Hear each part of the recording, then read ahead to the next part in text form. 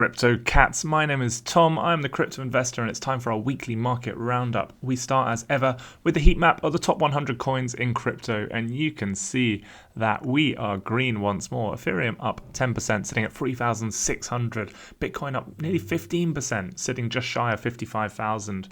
Layer 1s continuing to look pretty good as well. Terra Luna up 16% on the back of their Columbus 5 upgrade, of course, making that deflationary.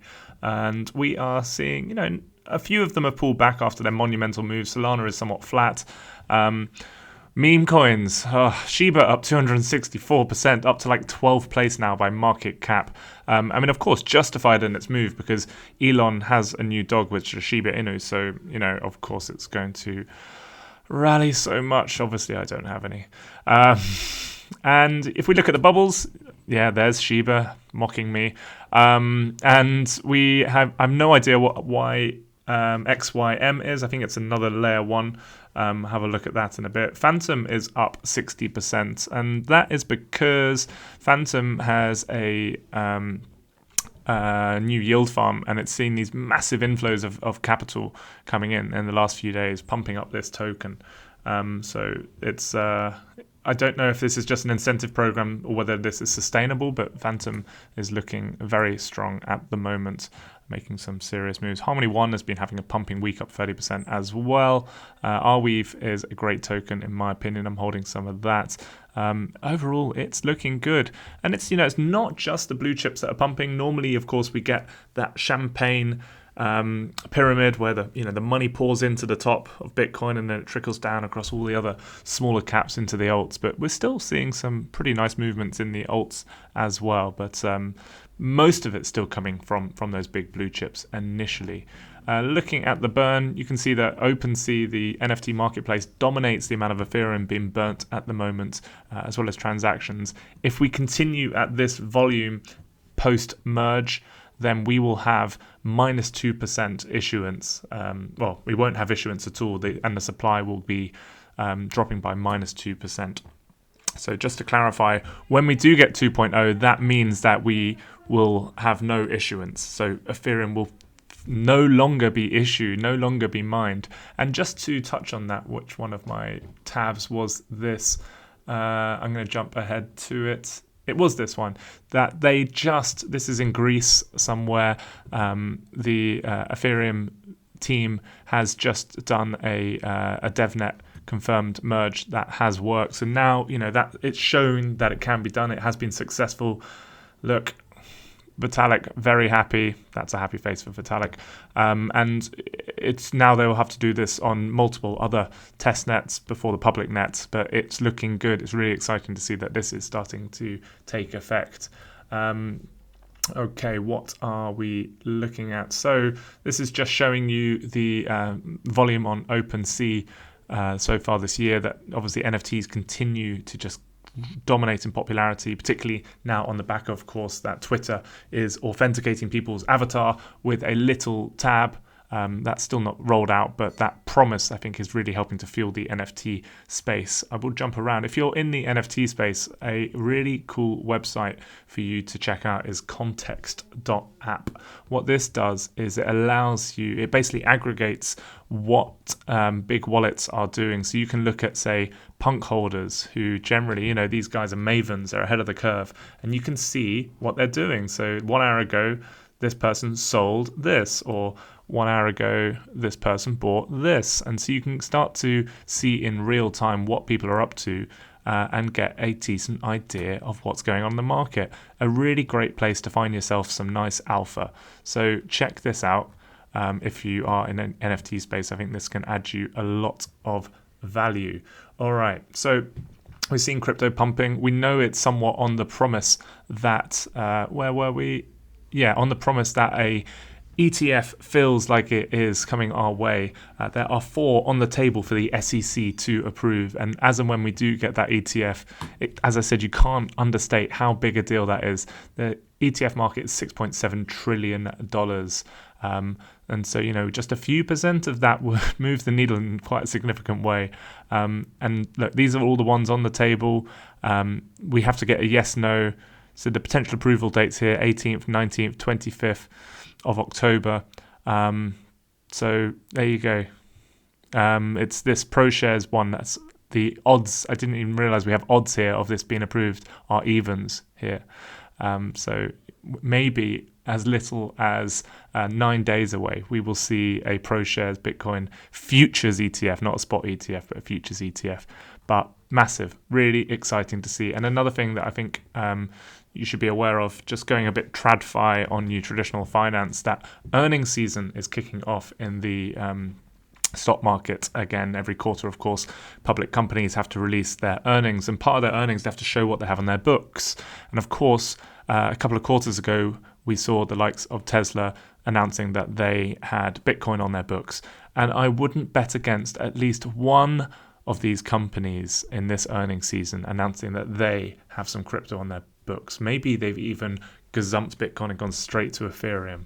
Wouldn't be surprised if that was the case. That's what Raoul Pal was speculating on the Anthony Pompliano podcast this week. So another reason to be bullish is that the probability is that we get another big announcement from corporate backing of the crypto space. So that could well happen. We will see.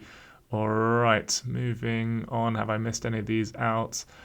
This is just a really good. I'll put a link to this. This is a quarterly roundup from Coinmetrics that I highly recommend you reading, that just aggregates all the information. You can see how everything has done. You can see the hash rate coming back up nicely. I'll put a link to this because it's a really good read. Okay, moving on. So this is just using our log chart of Bitcoin and taking a kind of a step back. Obviously this is like 2013, 2016, 2017. We haven't looked at this for a while, so I thought it's worth just including it again. But it just shows you kind of how we've seen Bitcoin move, of course, in these past cycles, and it makes us obviously, it feels like the probability is that if we, history doesn't repeat itself, it often rhymes, and the probability is that we're going to find ourselves somewhere around this 100 gram mark over the next 3 or 4 months. Q4 tends to be very, very seasonally good for Bitcoin in a post-halving environment. We've obviously seen October perform very nicely so far, 9 days in. But it's feeling like the probability is that we're going to be somewhere around here over the next 3 or 4 months or so. And if we get that ETF, as I said in my video last week, or this week, in fact, if we get an ETF, you'll see a 20-30% jump in the day for Bitcoin, maybe even more. It's hard to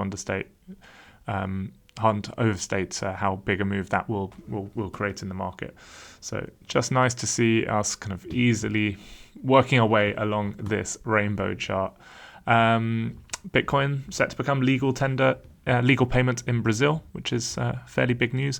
I'm also hearing rumors, I haven't found anything online, that South Africa might be the next country to follow El Salvador and adopt Bitcoin as well. So we'll see if that comes true. You have Cynthia Lummis, a US senator. She's now bought $100,000 worth of Bitcoin. It's just nice to see people in power who are doing this. Societe Generale, the third largest bank in France, has just applied for a $20 million loan using basically DeFi for MakerDAO. This is the banks coming to DeFi and asking for it. This is not the space going to them. So it's pretty cool to see this happening. And this is just a staggering number. So this is Ethereum settlement transactions in the last 12 months. I believe this is just stable coins. Oh no, this is an aggregation of both. But you can see in 2020 we had $1.2 trillion in transactions that were settled. We've now had a 370% increase in the last year. This is what gas is high, to $6.2 trillion. Nearly half of this being stablecoin transactions. Just unbelievable amounts of increase. And, think of this as a curve and think of where this potentially is going. These are huge, huge numbers. And I don't think the world is fairly valuing Ethereum when you consider it's the world's biggest settlement layer. It's unbelievable to see this. So Yeah, I should have got you the statistics for like Visa. I don't know whether this compares to someone like Visa, but quite amazing jump, a 370% jump in transaction volume in the last 12 months for Ethereum. All right, what have we got here? Axie Infinity are going to be releasing their own decentralized exchange. AXS has been doing very well. All right, let's jump into the charts. So first of all, let's start with Bitcoin. So hopefully you watched my video during the week where I said that we were coming in to test this trend line here, and that if we broke it, this might be the beginning of a sizable move. Well, you're not too late. Many people are scared to buy breakouts, but statistically speaking, these are the best times to get into the market. It doesn't mean that you've missed the move. If anything, this is a safer time. So what is really nice and for me very reassuring about this breakout is that we've got the move and we've held up here. It can't be understated how significant that is. This basically means this isn't a fake out now. The fact that we're now in our 4th day since that breakout shows that this is most probably a sustained break. And what we see now is this kind of coiling below resistance. So we obviously have selling at this round number of 55,000 or so. Let's turn that to red, and you can see that the market is just coiling, and this is a bull flag that we are forming here, and you can see we've got our flagpole and our flag, and the longer that a asset coils underneath a resistance line like this, normally the greater the impulsive move once it breaks out. So I am very happy to see this happening. I have no impatience. It's a really healthy move for the market. So yeah, the more sustained a breakout like this, the greater probability it has in succeeding. So this is looking extremely bullish in my opinion, and I think if we zoom out and look at this on the weekly chart, we've had 2 nice big green candles, but don't underestimate that we could potentially have multiple candles here, multiple weekly candles. We're right at the top of this range, and we are also only 17.5% away from the all-time high. And once we're back out in blue sky, it's not if, but when we're back out in blue sky and hitting all-time highs, that's when we have no resistance whatsoever above us, and so that's when we'll see the price really start to get away, and that's of course when maximum FOMO kicks in for anyone who's not positioned into the market as well. So we're getting close to that really exciting time in the market, and I can't wait. Looking at Ethereum, we are if we look at the ratio between Bitcoin and Ethereum has been lagging Bitcoin a little bit. For me, it just represents an extremely good value proposition in my opinion. Let's just take this down to the 8-hour chart. Kind of a different pattern, but again, you can see that Ethereum is also finding resistance at 3,600 and kind of doing its coiling underneath here. I think, again, it's only a matter of time until we break that, and then we come and have another test of the prior all-time high as well. But overall, this is really nice, sustained, healthy moves for Ethereum. It's not quite keeping up with Bitcoin, so let's just look at that comparison between the two. I think it really helps to zoom out on this one. So, we were following this channel, we had the breakout, and now we've just been consolidating. And it's almost been 5 consecutive weeks where Ethereum has been losing ground to Bitcoin, unable to get above here. But considering the news, like for me, that we've had the successful merge, that's just been achieved. Considering these the volumes that we're seeing, for me, it still represents a better value proposition than Bitcoin. But Bitcoin always leads the way. Bitcoin, what is it? Bitcoin's the earthquake, and Ethereum is the tsunami afterwards. And so, Bitcoin leads, and then Ethereum catches up. So fantastic. Go ahead, Bitcoin, and do that leading for us. Be that trailblazer. Great stuff. So looking at Bitcoin dominance, this has really meant that Bitcoin dominance has been picking up quite considerably. yeah, I wouldn't say that we have. Let's just take that to the weekly because it's a bit clearer. I don't necessarily think that we've stopped this downward trend, really. But it's clear that Bitcoin's dominance has been picking up. And what's interesting about this for me is that we've only seen Bitcoin dominance pick up when the market has been. So we had obviously that massive growth in the market, then we had the crash, and Bitcoin became the safe haven asset, and that's when its dominance picked up. What we're seeing right now is an expansion in the market. The total market cap's going up, but Bitcoin dominance is going up. So it's kind of like what we saw here, before at the end of 2020. So this is one of those times where the money's just piling into Bitcoin, and then it's going to go back down through all the smaller caps. So this is potentially what we're seeing here. It's great to see. It's just like fuel coming into the total crypto space, and you can see that this is the total market cap of crypto, and you can see that we are just a whisker away from the total market cap peak. We're 7% away from all of the value in crypto being the highest that it's ever been, so even closer than Bitcoin all-time highs. And part of that is responsible for that will be things like Solana. Of course, Solana out of nowhere is now 2% of the total market cap.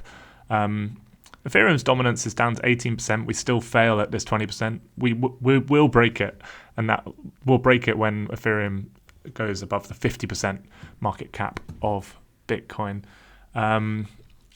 Just quickly, let's do DeFi because it's disgusting. This is like the most depressing chart in crypto right now. Here we go. DeFi versus Ethereum just continues to slip into the abyss. And the problem with DeFi is that versus Ethereum is like, the more successful DeFi is, the more Ethereum gets burnt anyway. So it really has it's a tough metric to be valued in Ethereum, but it doesn't make it very appealing to be holding DeFi over Ethereum right now. It just continues to lose ground and look pretty sad. Whereas the Metaverse index versus Ethereum continues to be far more bullish, channeling upwards, not like at a blistering rate. Let's just take this to the weekly chart. It doesn't really give us much, but overall Metaverse Index MVI, which you can buy through Index Co-op, and this is like your Axie Infinity, your Illuvium, Sandbox, Decentraland, that kind of stuff. For me, it's a great space to be in, and it continues to perform pretty well. All right, I think that's it, Crypto Cats. I think that is it. Let's just look at Luna, Terra Luna. So we did peak out. We had a pop and we stopped just shy of $50. We are up on the week, but it has come back a little bit. But we continue to channel upwards.